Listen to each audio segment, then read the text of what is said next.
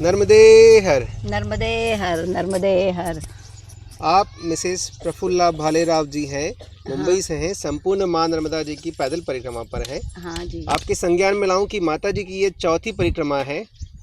माई आपका अभी का भी एक्सपीरियंस शेयर कीजिए और पिछली संपूर्ण परिक्रमा का भी आपका एक्सपीरियंस साझा कीजिए। अगर वो एक्सपीरियंस शेयर करने बैठूँ ना तो शायद दो दिन भी कम पड़ेंगे। चलेगा, हम तो रुकेंगे ना 4 2 दिन दिन क्योंकि 4 साल लगातार, लास्ट ईयर मेरा लीप ईयर था। ओके। उससे पहले 3 साल और ये मेरा चौथा साल है मैया की कृपा से। मतलब शुरू की थी तो मैंने तभी तो इतनी मैं आध्यात्मिक तो नहीं कह सकती, मैं नहीं थी इतनी जी। लेकिन देखनी थी कि कैसी होती है परिक्रमा, क्या होती है परिक्रमा। शुरू की तो उसके बाद में मेरी अंदर से बहुत मैं खुद को चेंज पा रही हूँ। तो फिर हर साल करने की, फिर जैसे जैसे ये दिन पास में आते, ना कोई मेरी मन्नत थी ना कुछ था, सिर्फ मैया को पाना था। जी। तो जैसे जैसे ये दिन करीब आ जाते हैं तो ऐसा लगता है कि नहीं, मैया बुला रही है, निकलना चाहिए। पहली का परिक्रमा में था, हालांकि मुझे ऐसा यकीन नहीं था कि मैं कर पाऊंगी, क्योंकि क्या है ना,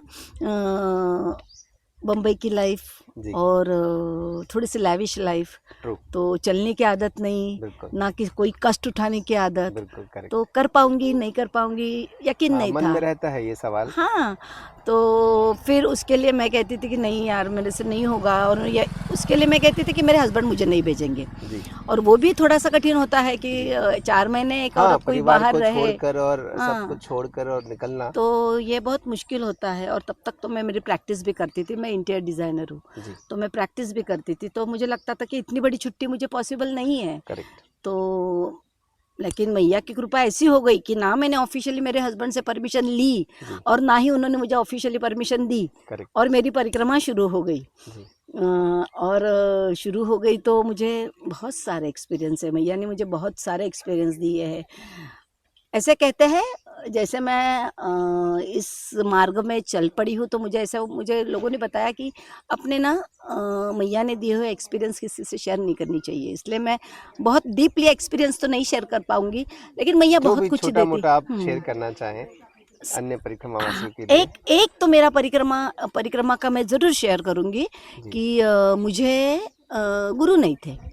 ऐसे कहते हैं कि गुरु की आज्ञा लेकर परिक्रमा में आना चाहिए। तो मेरी पहली मैंने संकल्प छोड़ा तो यही मैया से मैंने विनती की थी कि मुझे गुरु चाहिए, मैया मुझे गुरु दे दो। मैं गुरु ढूंढ रही थी, शुरू हुई तब से मैं गुरु ढूंढ रही थी। कोई मुझे जो ऋषि मुनि दिखे तो मुझे लगता था शायद ये मेरे गुरु है। मैं उनसे बात करती थी, लेकिन नहीं, क्योंकि मैं बहुत बिल्कुल छोटा सा बच्चा थी, अभी चलना भी नहीं सीख रही ऐसी थी, तो गुरु ढूंढ रही थी। तो एक नासिक में ज्योतिषी है, तो उनका वो मेरे अच्छे दोस्तों में से है, तो उसका मुझे फ़ोन आया कि सर बता रहे थे कि आप परिक्रमा में हो। तो मैंने बोला हाँ, तो बोली अरे बाप रे, ये तो बहुत बड़ी बात है। तो मैंने बोला मैं गुरुचरित्र पारायण होता है तो वो करती थी, बहुत बार करती थी। तो मेरी एक इच्छा थी कि भालोद या फिर गरुड़ेश्वर कहीं पे, तो जहाँ पे दत्त स्थान है वहाँ पे पारायण करूँ। तो मैं उसे बोली कि प्रीति मैं भालोद में रुकना चाहती हूँ, मुझे पारायण करना है। तो बोली भालोद में मत रुक, तेरा वेट कर रहे हैं महाराज गरुड़ेश्वर में। तो मैं बोली तो क्या बोल रही है, तुझे को समझ में आ रहा है? तो मुझे बोली नहीं, तेरा महाराज वेट कर रहे हैं। तो ये उसने बोला भालोद और गरुड़ेश्वर में बहुत अंतर है। हाँ, बिग डिफरेंस। हाँ, तो चलते चलते मैं भालोद में नहीं कर पाई, मैं नहीं की वहाँ पे भी मेरा एक छोटा सा एक्सपीरियंस है गुरुदत्तों का, लेकिन वो मैं बाद में कभी शेयर करूँगी। तो मैंने वहाँ से मैं निकल पड़ी वहाँ से, और इतना बड़ा डिस्टेंस है कि दिमाग में कुछ नहीं रहता है, सिर्फ मैया मैया मैया इतना ही रहता है, अगर सही दिल से करो तो मेरे दिमाग से वो बात चली भी गई। मैं गरुड़ेश्वर पहुंची, मेरी दीदी मेरे साथ में थी, मतलब नॉट एग्जैक्टली साथ में, वो आगे आगे जाती थी किसी व्हीकल से, और मैं पीछे पीछे जाया करती थी चल के। तो उसने मुझे कहा प्रफुल्ल गरुड़ेश्वर में मत रुक, गरुड़ेश्वर में तेरा ना पारायण होगा, ना यहाँ की व्यवस्था अच्छी है, ना रुकने को दे रहे हैं, बहुत छोटा सा स्थान है। हाँ, तो मतलब परिक्रमा वासियों की अच्छी सेवा नहीं है, तो तू रुक मत। मैंने उसे कहा था कि मेरे महाराज पे पूरा विश्वास है, दत्त गुरु पे, मेरी कुछ ना कुछ व्यवस्था हो जाएगी, तो आके निकल। और हुआ भी ऐसे, कि मेरी जहाँ परिक्रमावासी रुकते हैं वहाँ मेरी व्यवस्था न हुई नहीं, गर्दी थी या फिर कुछ, मेरी उन्होंने एक अलग रूम में कर ली। पास में रूम्स बने हुए हैं, हाँ, नीचे और ऊपर। मैं भी नीचे। वहीं रुका था परिक्रमा में, हाँ, वहाँ पर आपकी व्यवस्था तो बनी हुई। वहाँ इधर पे किराना शॉप के पास में हॉल है जहाँ नीचे। परिक्रमासी रुकते हैं, और पास में रूम्स बने हुए हैं। हाँ हाँ एग्जैक्टली नीचे। और आपको मालूम होगा तो वहाँ पे कोई रेंज नहीं है नीचे। बिल्कुल, कुछ हाँ, नहीं। तो मैं वहाँ मैंने मेरा आसन लगा दिया और मंदिर में आ गई, क्योंकि मुझे पारायण करना था। जी। तो पारायण के लिए मैंने वहाँ पे पूछा, तो उन्होंने कहा कि एक तो यहाँ पे औरतें पारायण नहीं कर पाएगी, और दूसरी बात, अगर आपको करना ही है तो पारायण 8 बजे शुरू करना होगा, क्योंकि मंदिर की पूजा वगैरह सब होगी तो उसके बाद में। तो मेरा मन थोड़ा सा खट्टू हो गया कि 8 बजे तो कोई पारायण नहीं होगा। मेरा पारायण करने का स्टाइल ये है कि मैं 3:30 बजे उठती हूँ, नहा धो के 4 बजे मैं बैठ जाती हूँ। तो 8 बजे इतना लेट तो मेरा बहुत टाइम जाएगा, तो थोड़ा सा मन ऐसे हो गया। तो मैं दत्त गुरु के सामने थोड़ी सी रोई कि मेरा ऐसे ऐसे पारायण नहीं हो पा रहा है। तो मैं थोड़ी सी भावुक हो गई वहाँ पे भी। वहाँ से उठी, वहाँ से उठने के बाद मैं, आपको गरुड़ेश्वर मालूम है, जी जी। बाहर आने के बाद उतरते ही सामने जो पैसेज है वहाँ पे 2 बेंच है, एक यहाँ पे है और एक इस साइड में जो हमारे रूम के सामने होती। बिल्कुल। वहाँ पे कोई तो एक विभूति बैठी थी, जी। भगवे वस्त्र डाले हुई थी, तो और अच्छी खासी तबीयत में थी, जी। और वो मेरी तरफ देख के बहुत अच्छे से हंस रही थी। मुझे समझा नहीं वो कौन है, जैसे ना मैग्नेट खींचता है उस तरह से मुझे वो अपने आप अपने तरफ खींचने लगी। मैं सोचने लगी ये कौन है, ये कौन है। मुझे लगा कि शायद स्वामी समर्थ, आपको अगर पता होंगे, महाराष्ट्र में उनका भी बहुत होता है, बड़ा वर्चस्व है। तो मुझे लगा कि शायद वो है। मैं स्वामी समर्थ का भी करती थी, लेकिन सोचा नहीं वो नहीं है, क्योंकि स्वामी समर्थ थोड़े से उग्र है जी। तो वो नहीं हो सकते। तो फिर कौन है, कौन है, मैं ढूंढ रही थी। फिर मुझे लगा गजानन महाराज, जिनका मैं करती हूँ, और एक, लेकिन वो एकदम सौम्य है, वो उनके जैसे सौम्य थे, लेकिन वो पतले ऐसे। हाँ। ये बहुत बड़े, वो भी नहीं, कोई तो है लेकिन कौन है मुझे समझ में नहीं आ रहा था। उनके बाजू में बैठे थे, कोई वाइट ड्रेस में थे, शायद परिक्रमावासी थे। तो उन्होंने मुझे कहा, मैया देख क्या रही हो, इंतज़ार कर रहे हैं आपका, आइए चरण छू लीजिए। किसी को मिलते नहीं है ये। मैं गई, मैग्नेट जैसे ही गई, उनको प्रणाम किया, और वैसे ही उससे पीछे पीछे आके वो सामने वाले बेंच पे बैठी। मैं उनकी तरफ देख रही थी, वो भी मेरी तरफ देख के बहुत अच्छे से हंस रहे थे।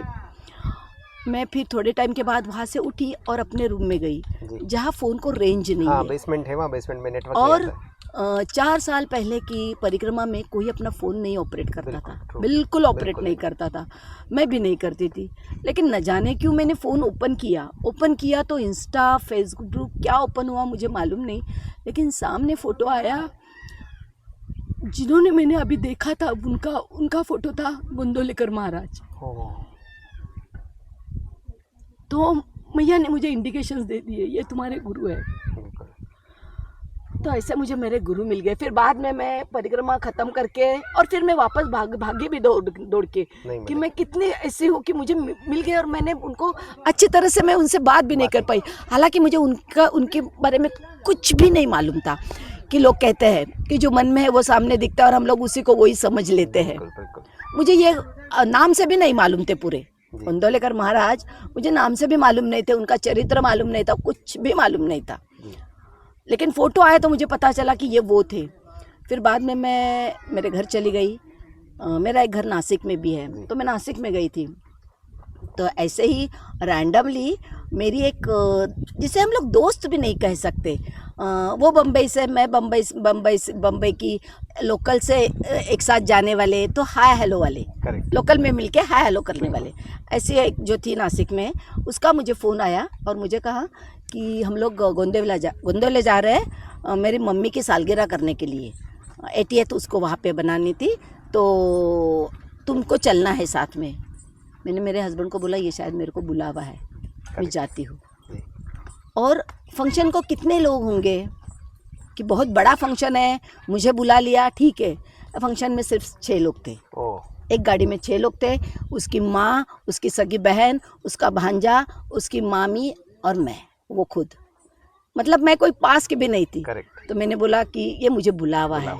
तो मेरे हस्बैंड को बोला था कि मैं खुद होके वहाँ पे कोई अनुग्रह नहीं लूँगी, मुझे ब्लाइंडली नहीं फॉलो करना है किसी को, मुझे खुद होके वहाँ से बोलना चाहिए कि आपका अनुग्रह है। तो मैंने कहा कि अगर मिला तो समझूंगी यही मुझे मिले थे। लेकिन एक शंका थी मुझे कि गोंदवलेकर महाराज ना मतलब सिर्फ लुंगी में होते हैं, पूरे कपड़ों में नहीं होते हैं। वो मुझे दिखे थे कफनी में, तो मुझे लगा कि कैसे हो सकता है कफनी में दिखे, नहीं हो सकता, कुछ तो मुझे भ्रम हुआ है। लेकिन फिर देखा मैंने उनके सभा मंडप में एक फ़ोटो है, जैसे मुझे दिखे थे उस कफनी में उनका फ़ोटो था। बहुत बढ़िया। और फिर मुझे वहाँ अनुग्रह भी मिला, और मुझे वहाँ पे उन्होंने दृष्टांत दिया, एक दो और भी उन्होंने दृष्टांत दिया। इस तरह से मैया की वजह से मुझे मेरे गुरु मिल गए, ये बहुत बड़ी देन। ऐसे बहुत सारा मुझे मैया ने दिया, बहुत कुछ दिया। ये मेरी पहली परिक्रमा का एक्सपीरियंस था। आगे की 2 परिक्रमा में बहुत सारे एक्सपीरियंस है, लेकिन वो फिर कभी, क्योंकि मैंने कहा ना 2 दिन बैठ सकती हूँ मैं। तो आज भी मतलब हमारी परिक्रमा बहुत अच्छे से चल रही है। पहले 2-3 परिक्रमा जो मैंने की थी ना, मेरा स्पीड बहुत ज़्यादा है, तो मैं किसी को साथ में लेकर नहीं चलती थी कि मुझे जाना है। मैं मोह माया मेरे घर पे छोड़ के आई हूँ, तो यहाँ पे किसी से मोह नहीं करूँगी, नहीं करना चाहिए एक्चुअली, तो मैं मेरी परिक्रमा करूँगी। लेकिन मुझे घर जाके ऐसा एहसास हुआ कि शायद ये मेरा सेल्फिशनेस था क्या, क्योंकि जिसको किसी को ज़रूरत है मेरी सपोर्ट की, तो मैं उसको धुतकारे के जा रही हूँ, तो इट इज़ नॉट गुड। तो मैंने सोचा इस बार जिसको मेरी ज़रूरत होगी ना उसके साथ चलूँगी, स्लो जाना पड़े तो भी चलेगा। तो इस बार मेरी स्लो चल रही है अभी ना। हालांकि इस रूट में ना किसी ने चाय पूछे या फिर किसी ने बाल भोग दो, तो ये बहुत बड़ा एहसान हो जाता है, क्योंकि इतना थक के आते हैं तो बहुत, और बीपी की गोली लेनी होती है हर किसी को। मुझे भी इस बार बीपी की गोली लेनी थी, तो क्या खाए, कैसे खाए, कहाँ खाए, किसके घर में मांगे, ऐसा चालू था। और आपने देखा, आपको हमने देखा, बहुत बहुत अच्छा लगा आपका ये बाल भोग, जिंदगी भर याद रहेगा। मैंने आपकी गाड़ी हमेशा देखी थी, लेकिन नहीं रुकी थी क्योंकि ज़रूरत नहीं थी, पेट में था तो मैंने नहीं लिया था, चली गई थी आगे। आपको गाड़ी जाने में मिली होगी। हाँ, हम लोग बड़वानी से बोरखेड़ी तक बांटते आते हैं। नहीं, मैंने फिर भी कभी नहीं लिया, मालूम नहीं क्यों, ये क्या मालूम नहीं कैसे हुआ, लेकिन मैंने नहीं लिया था। मुझे मालूम था, मैंने आपकी गाड़ी देखी भी थी। मैंने पीछे किसी को बोला भी था, एक गाड़ी आपका करेक्ट। मैंने किसी को पीछे बोला भी था, एक गाड़ी भी घूमती है करके। हाँ, तो लेकिन हुआ नहीं था। इस बार हो गया ऐसे कोइंसिडेंस कि मैंने आपसे ले लिया। बहुत अच्छा था आपका प्रसाद, बहुत ज़्यादा, ऐसे दिल कर रहा था और मांगे, लेकिन नहीं। बहुत सारे परिक्रमा वासी आएंगे, हर एक को थोड़ा हर एक को मिलना चाहिए। लेकिन thanks a lot, thank you. देखिए, सभी परिक्रमा वासियों का जो भाव है ना कि थोड़ा सभी को मिलना चाहिए, ये भाव अद्भुत है। ये भाव आपको कहीं देखने को नहीं मिलेगा। सभी परिक्रमावासियों का ये भाव है। हाँ। मैं डेली 400-500 परिक्रमावासियों से डेली मिलता हूँ, और 4 सालों में मैं हज़ारों लाखों परिक्रमावासियों से मिल चुका हूँ, लेकिन ये भाव सभी लेकर चलते हैं। और सच बताऊँ ना, तो अगर मैं परिक्रमा में नहीं हूँ तो शायद ये भाव मेरे मन में तो नहीं आएगा। अगर मैं इस जंगल में हूँ और अगर कोई तपेला भर के बाल भोग लेकर आ रहा है, मैं तो बोलूँगा भाई मेरे को तो 3 दोने चाहिए, मेरी तो खुराक 3 दोने की है। हाँ, लेकिन परिक्रमा में अगर हूँ तो ज़रूर वो भाव आ सकता है, क्योंकि जब माई साथ होती है तो कल ही एक माता जी ने कहा कि सभी को परिक्रमा करना चाहिए, क्योंकि भगवान तो कोई नहीं बन सकता, लेकिन शायद अच्छे इंसान ज़रूर बना दे माई। तो ये बात सत्य है। नहीं, लेकिन ना इसी के साथ मैं और भी कहना चाहूँगी, परिक्रमा का स्वरूप बहुत बदल रहा है। बिल्कुल सही बात, बहुत बदल रहा है कि सच्चे भाव से करने वाले कम हो गए हैं, कम है।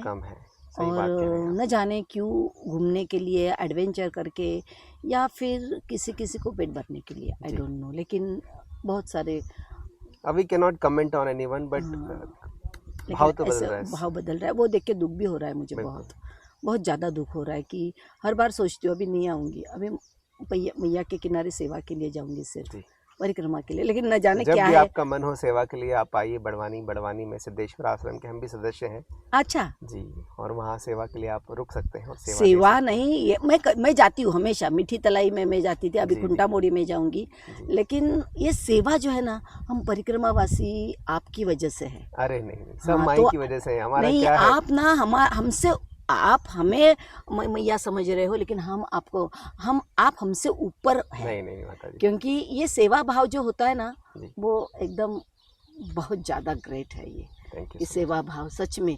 अगर पता है, ये परिक्रमा बहुत इजी है सेवा भाव से। मच। अरे हाँ, परिक्रमा बहुत इजी है, मुझे कुछ करना नहीं है, मुझे सिर्फ चलना है, मन से चलना है, तन से चलना है। आपको, आपके साथ आपके घर वाले भी जुड़े हैं, जी जो जिस मैया ने ये बनाया है जी। वो भी भाव से बना रही है। मैं ही बनाता हूँ सुबह। क्या सब बात कर पर रहे जी हैं, जी माता जी। My goodness, thank you. कितने बजे उठते नहीं 5 सच में, बजे। फिर हैट्स ऑफ, Thank आप जो कर रहे हैं ना, रियली कि कर। पूरे परिवार वाले रात को तैयारी करके रख देते हैं। हम्म, वेजिटेबल्स चॉप करना, मसाले वगैरह सब तोल के रखना, सब रात को तैयारी कर देते हैं। सुबह मैं और पापा उठते हैं और मैं बाल भोग रेडी करके और हम लोग कार में लेकर और निकल जाते हैं। और आपको पता नहीं, शायद पता भी होगा, मालूम नहीं, लेकिन इस रास्ते में जो बाल भोग आप दे रहे हो ना, जी माता जी क्योंकि जो रात का खाना भी होता है वो जी जैसे तैसे होता है, जी। दोपहर का कैसे होगा पता नहीं होता बिल्कुल। है, मिलेगा नहीं मिलेगा मालूम नहीं होता है। और ऐसे वक्त में आपका जो बाल भोग है, मैया ने भेजा हुआ प्रसाद होता बिल्कुल है, बिल्कुल और माता उसके पीछे आपकी इतनी सारी मेहनत, सुबह कितने जल्दी उठना है, वो करना है। और ऐसा नहीं है कि आप रिटायर्ड पर्सन हो, जी आपका खुद का काम भी है, जी। वो संभाल के ये करना। मैया इसीलिए मैया आपको इतना भर भर के देगी, धन्यवाद। बहुत ज़्यादा भर भर के, आप इमेजिन नहीं कर पाओगे। क्योंकि मैंने सुना है रास्ते में जो परिक्रमा करने वाले होते हैं वो इनिशियली किस स्टेज पे होते हैं, बाद में कहाँ पहुँचते हैं। सत्य बात है। मैया बहुत किसी को ना ऐसे निराश नहीं करती है मैया। बिल्कुल। देखिए मैया माई साक्षात है। और नर्मदा खंड के बारे में कहा जाता है कि नर्मदा खंड एक जीवंत तीर्थ है। अपनी भारत भूमि में तीर्थ स्थान बहुत है, लेकिन नर्मदा खंड एक जीवंत तीर्थ है। यहाँ माई साक्षात है और माई की कृपा सभी भक्तों पर भरपूर होती है। मैंने ये पिछले 4 वर्षों में देखा है, सुना है और अनुभव भी किया है। आपके पास तो अनुभव की पोटली होगी, वो जी आप माता जी। खोलते बैठो ना, तो मैं बोल रही हूँ 2 दिन आपके पास, 10 दिन लगेंगे शायद। जी जी जी माता जी। चलिए माई आपसे आप बात करने में बहुत अच्छा लगा, और धन्यवाद। टाइम मिलता ना तो दिन भर बात करते, आपके बिल्कुल भी बिल्कुल। एक्सपीरियंस सुन लेते। आपने कहा कि बहुत मेहनत लगती होगी प्रसाद में। देखिए जो आनंद की अनुभूति हमें होती है उसके सामने मेहनत कुछ भी नहीं है। ये बिल्कुल सत्य बात है।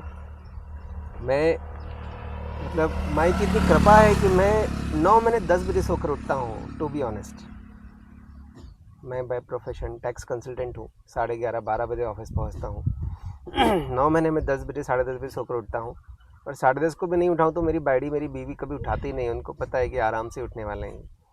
लेकिन 5 बजे बिना अलार्म के मेरी नींद खुलती है। और कभी ऐसा मन में आलस नहीं आता कि आज नहीं करो, आज नहीं करें या थोड़ी लेट चलेंगे। या आज ही देखिए ना आप, आज का उदाहरण आपने देखा। कल आपको पापा जी भी हमारे साथ में, मेरे फादर भी साथ में थे। कल हम दोनों टाइम आए थे। एक्चुअली माता जी आई हुई हैं तो हम शाम को उन परिवार से मिलने के लिए उनको ले आए थे। तो हम बाल भोग भी बना के ले आए थे कि ठीक है अब जा ही रहे हैं तो बांटते हुए चलेंगे। तो पापा थोड़ा थक गए होंगे तो इसलिए उनकी सुबह नींद नहीं खुली। तो मैंने उनको फ़ोन भी नहीं किया और मैंने गाड़ी में आगे बाल भोग रखा, तपेले कोई सीट बेल्ट लगाया और निकल चले। तो माई बहुत शक्ति देती है और इसका जो आनंद है वो मैं शब्दों में बोलूँगा भी तो आप उसको अनुभव नहीं कर पाएंगे, क्योंकि वो मैं जो फील करता हूँ। आप इतने भाग्यवान हो जी कि इतनी कम उम्र में आप ये सब कर रहे हो। जी जी माता जी। सच में मैया की बहुत Thank you. कृपा है आपके ऊपर। Thank you so much. कृपा तो बहुत है, मतलब माई की इतनी कृपा है। मैं बहुत छोटी सी बात बोलूँगा जिसका महत्व बहुत बड़ा है। मेरा कोई काम नहीं रुकता माता जी। कुछ भी हो, कुछ भी मतलब कुछ भी, मेरा कोई काम नहीं रुकता। बस मन में सोचने की देर होती है और मैया को बोलने भी नहीं पड़ता, मैया खुद ब खुद सुन लेती है। मेरा कोई काम नहीं रुकता। ये कटु सत्य है। मतलब किसी हम अन्य व्यक्ति को बोलेंगे देखिए आपकी तो चौथी परिक्रमा है, तो आपको मैया की शक्ति पता है। लेकिन किसी हम साधारण व्यक्ति को बोलेंगे, जैसे नर्मदा जी की शक्ति के बारे में नहीं पता और उनकी कृपा के बारे में नहीं पता तो वो शायद इस चीज़ पे विश्वास नहीं कर पाएंगे। लेकिन ये एकदम सत्य है कि कोई काम नहीं रुकता मेरा। मैं सोचता हूँ और काम होता है और बड़ी आसानी से होता है। अच्छा, इतनी आसानी से होता है क्या बात है। कि मैं आपको बता नहीं सकता। नर्मदे हर। बहुत नर्मदे बहुत हर। धन्यवाद आपका। Thank you, Narmade thank you, her. Thank you.